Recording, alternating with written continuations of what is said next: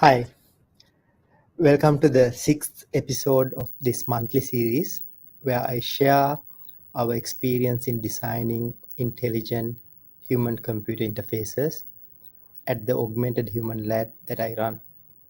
So, today I'll be talking about a project related to cloth augmentation done by one of my PhD students. I will provide a short overview of the project and then I will open the floor for questions from the live audience. All right, so let's jump into this. I think everyone knows that clothes is an integral part of our lives, right? We wear clothes for many reasons. Historically, the clothes were used to protect us from physical things, such as preventing us from uh, things in the environment, the climate changes, help us to stay warm and comfort.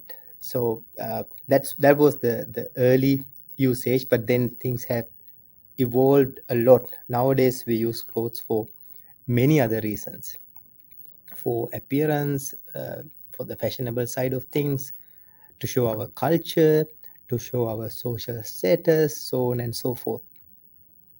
And at the same time, from the research side of things, there has been a lot of advancements in smart materials, miniaturized electronics, uh, that has given the rise to smart clothing. I'm sure some of you have seen there are off-the-shelf clothes you can buy that comes with some smart uh, capabilities, such as you can control your phone with tapping certain parts of the cloth. So there has been very active research on this smart clothing. However, most of the work so far has been done on sensing. So there are clothes, as you can see from this slide, designed to sense your motions. You can look at how your muscles were moving when you were doing exercises, that kind of things, or even smart clothes that can measure your heart rate, your skin conductance, those type of sensing. There has been a lot of work. However, actuation, how do you make uh, moving pieces on clothes, has not been researched that much. So our work, the cloth tiles, is really about designing a platform, new concept, a new prototyping platform that allows users to fabricate customized actuations on clothing. And this is done with using 3D printing and shape memory alloys. And this video shows a quick preview of what I'm talking about. As you can see, this is a slide view of a t-shirt and the pieces goes up and down. So let me tell you how we do this. So basically we use commonly available materials such as 3D printing and shape memory alloys. I'm sure 3D printing, most of you have heard. The shape memory alloy is an interesting smart material. Just to give you a bit more insight about that, these are thin wires. They are flexible and thin wires. They contract smoothly and powerfully when you apply heat. And one way to apply heat is running a current through that, and that heats up and it creates a force. So basically, in our technique, what we did was, first step, you 3D print a substrate onto a cloth, and then secondly you uh, integrate this shape memory alloy SMA wire into that 3D substrate, so that once this is actuated, the shape of the cloth changes. And there are many elements we came up with. So here is one very basic element to show the concept. As you can see, it has two things. The orange color is the 3D printed substrate, and then there's a shape memory alloy wire runs through that. And then when we connect that to a electronic circuit and run current, as I showed earlier, the wire contracts and that creates a force. So this video you can see, since the 3D element has a little thick pieces and a less thick piece, and from that point it bends, and you can control a lot of this by parametric printing. You can control the bending angle by controlling the thickness of that joint. So this is a basic element. We did look at how we can combine these basic elements to create actuation around a larger area. There are various ways to aggregate this. You can line them up in a linear way. You can use perpendicular aggregation. You can use circular, curved, and angular. And each of these aggregation creates unique actuation behavior. You can also play with scaling the width and the length. And when you increase the width, the force distributes. When you increase the length, you create more stronger deformation. Here, some experimental results showing that when you can play with the length, and then as you increase the length, the angle, the amount of bend gets increased. When you play with the thickness of the substrate, higher the thickness, the smaller the deformation angle. There's also ways to work with the directionality. You can mount this over the cloth or underneath the cloth. It depends on your design constraints, and with this you can work with several parameters. Whether you want to see the actuation element visible, you put it outside. Whether you want that to be invisible, you put it underneath the cloth. You can work with the bending direction, as well as the type of sensation. So here I'm showing you a couple of examples. On the left side picture, the picture A shows aggregated module that creates a very powerful pulling effect. And the one below, it's a circular arrangement that creates this spherical cap like behavior. And you can see on the video these two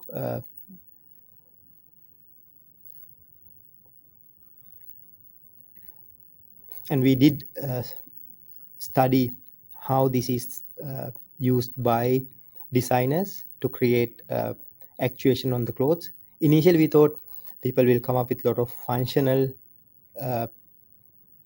applications, and what we found is that there was a mix of functional as well as aesthetic aspects.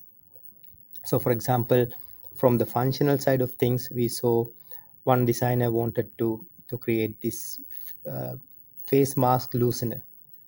When he breathes, the breath creates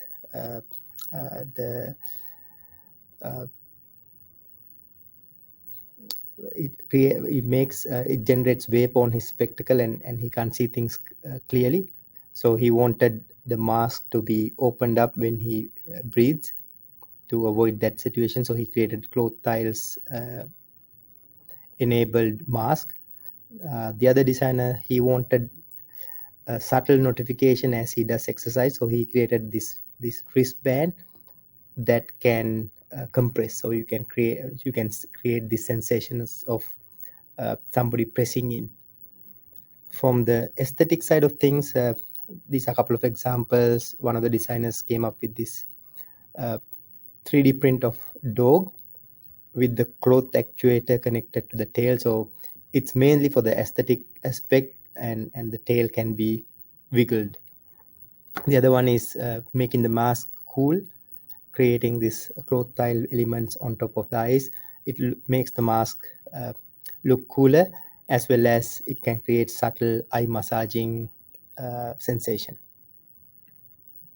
So I guess as a concluding remark, what we have done is a new concept and a prototyping platform to create actuations on clothes. And what this enables is for designers to work on functional aspects as well as aesthetic aspects to bring new dimensions into smart clothing. So that's a overview of this cloth tiles project, and I'm happy to take questions from the audience.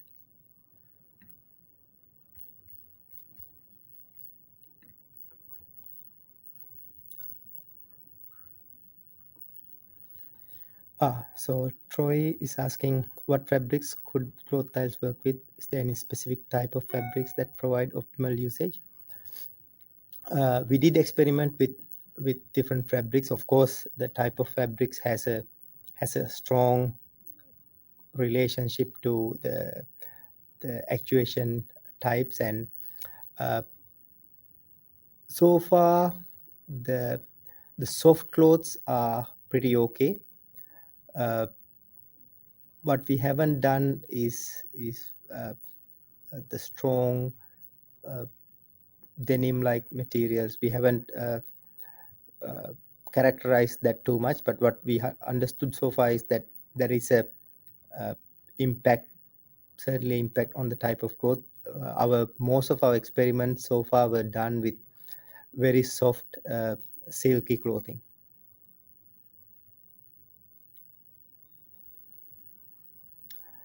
Okay, Irene is asking, can we use this application in rehabilitation? Oh yeah, so in fact, when we were looking at what are the practical applications, there were two possibilities that came up. One of them is the sensation is quite subtle. One of the ideas was to create something that can create soft massaging effect for elderly. Another idea was similarly to create sensation to help dogs to calm them down, to treat with the anxiety. In fact, the main researcher who worked on this project, he's running now his own startup focusing on taking this technology towards pet pet rehabilitation or pet caring setup.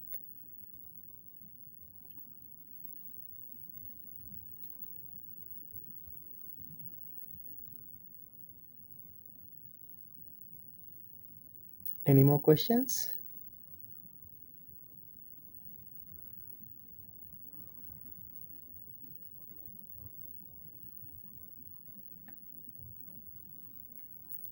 All right, so if you don't have any more questions, we can conclude the session. If there's any question you might want to reach out to me later, you can always, okay.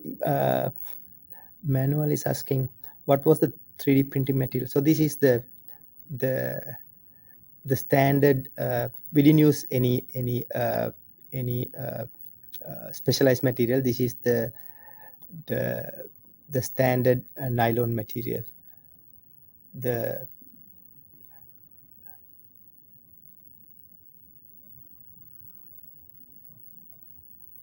Yeah, so Troy is asking how was the ClothTiles fabricated. So the basic element consisted of, what you do is you do the design on your CAD software, and then you directly 3D print the base substrate onto the cloth, and then you attach the SMA element. And with this approach, you can precisely control the location of the print, as well as the parameters such as the thickness, the length, the width, so that you get very predefined behavior of the actuation. If you want, as I said, more bending, you do a longer element. You can control the bending angle by playing with the thickness of the material. So there's various things that you can do in a parametric way.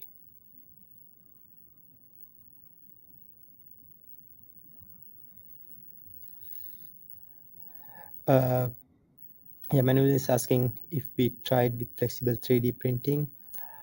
For this particular project, no, we didn't. In fact, uh, we wanted uh, the for the initial concept we couldn't, partly because we didn't have the the flexible 3D print 3D materials, and also uh, you wanted for the for the concept to work, you want rigid, you don't want the end pieces to be flexible. Say for example, if you printed the whole thing with flexible 3D material, then when the SMA wire compresses, it might uh, the, the flexibility of the 3D printing material might allow it to behave the way we behave differently than bending from the the low thickness point. What would have been nice is if we had access to a multi-material printer where you print the, the hedging points with with non-flexible, and then print the middle pieces with flexible. That would have been very interesting, but we didn't have access, so we didn't do it.